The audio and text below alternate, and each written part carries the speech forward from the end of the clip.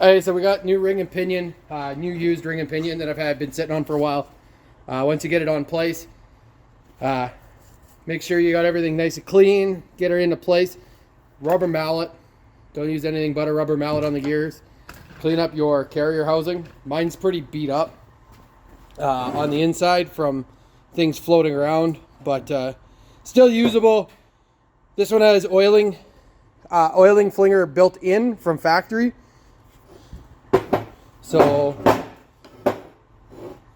right here is an oiling fling. It's got a low sump with a drain here, and then it flings it around on its own. You can still technically throw a flinging ring. That'll help keep lubrication on the front bearing. I'm going to clean this outside up as best as I can. Clean up your mating surfaces so that way that's good to go. Just everything you can do. And then obviously any chunks of metal, get it out. You're going to end up putting new ring gear bolts every single time. To pull the old ring gear on, or the new or old ring gear, whatever, use 4 of the old ones. Don't use the new ones. These are torque to yield. They all kind of get destroyed coming on and off. I have brake clean sitting in the holes so that way they're fresh and clean. I'm going to get to blowing them out.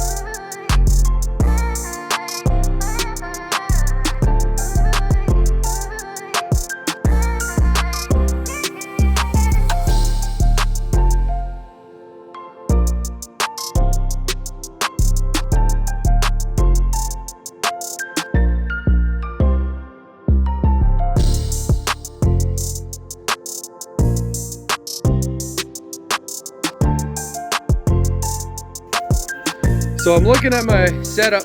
Used gears are always tough, guys. You kind of want to actually look at the transfer paint. So there's the pattern. It's not perfect, but actually pretty damn good if you ask me, for taking and roughly guessing what you think it's going to need. You got good paint transfer there, got good paint transfer there. So the pinion isn't getting pulled back out. That's huge for me. I just gotta tighten up slop. You can hear. I just need to apply a bit more this way onto it. And then I actually fucked up and didn't put this piece in. So now I gotta take and pull this off, slide the E-locker in. For anybody that's curious how the Land Cruiser E-locker works, this is the actuator arm, and it moves on a little gear, a cog gear here, and it moves in for engaged and out for disengaged, and that just locks the spiders out and drives the splines. So then your center diff is locked. Both axles move freely or together. I'm gonna work on tightening this up a bit, do a final shim check. I just want it a little tighter, not crazy tight, and then she's done, which actually is really nice.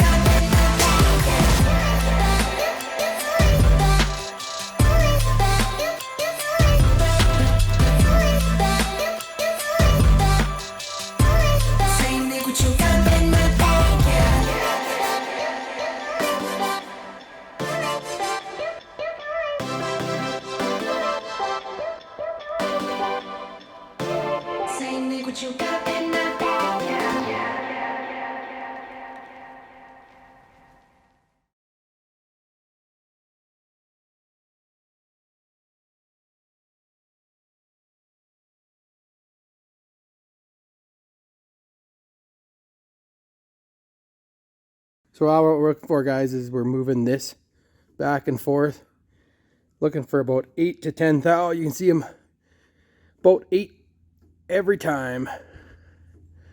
So that's a really nice tight.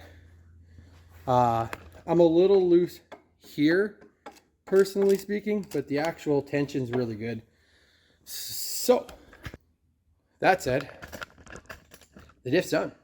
It's gonna go back in, and away we go. You can see Joe in the corner there, but yeah,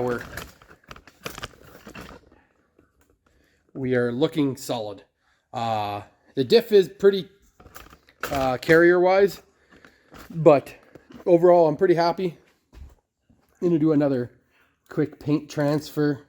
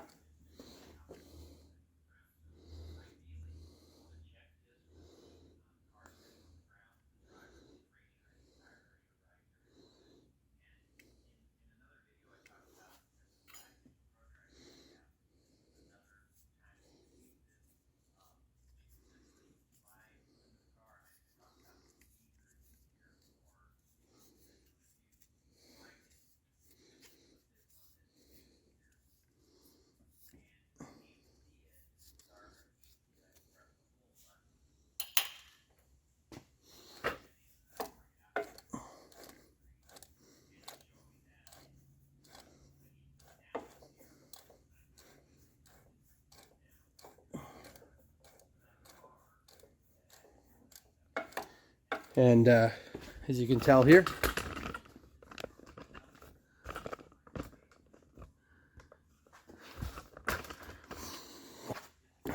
nice contact pattern on both. So I'm actually really happy with that. It's actually set up better than I had it before. It's a little tighter than I normally run it, but with the power output, it's probably not a bad thing.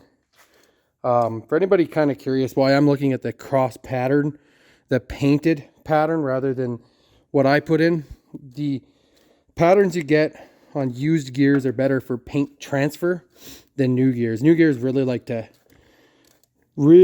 show. Used gears are a little harder to tell, but 100% usable for an off-roader that's going to see little to no miles. So